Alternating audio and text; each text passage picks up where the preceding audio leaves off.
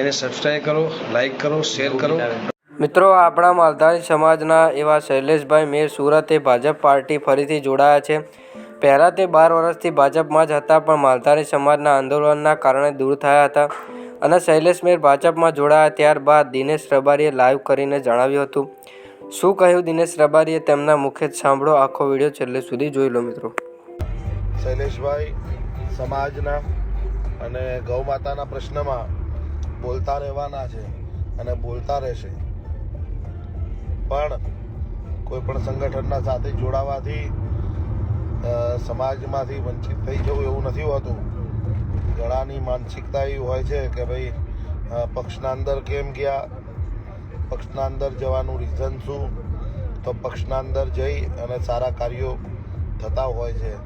અને મને વિશ્વાસ છે મારા ભાઈ પર કે હર હંમેશા સમાજનો પ્રશ્ન હોય, ગૌ માતાનો પ્રશ્ન હોય કે પછી મિત્રનો કે ભાઈ સંગઠનનો પ્રશ્ન હોય, એ ખુલીને અવાજથી બોલશે અને એ પ્રશ્નનો સોલ્યુશન લાવવામાં સહભાગી બનશે.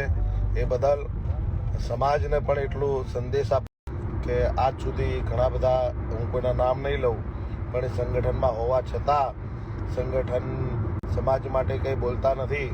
પણ આ એક યોદ્ધા એવો છે કે જે સમાજ માટે, ગૌ માતા માટે હર હંમેશા બોલશે. મને વિશ્વાસ છે અને લડવૈયો યોદ્ધા છે અને લાખ લાખ વંદન પાઠવું છું, અભિનંદન પાઠવું છું.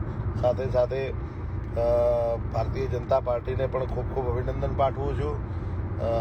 CR પાટીલ સાહેબને પણ ખૂબ ખૂબ અભિનંદન પાઠવું છું કે અમારા સમાજનો એક બાહોશ વ્યક્તિને સંગઠનમાં લઈ ગયા, તે બદલ એમનો પણ ખૂબ ખૂબ આભાર.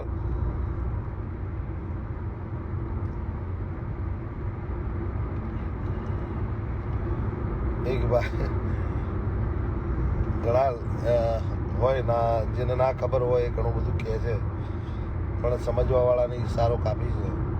એક મજબૂત વ્યક્તિત્વ ભારતીય જનતા પાર્ટીના અંદર જોડાયું છે, સમાજ માટે સહકાર બનશે.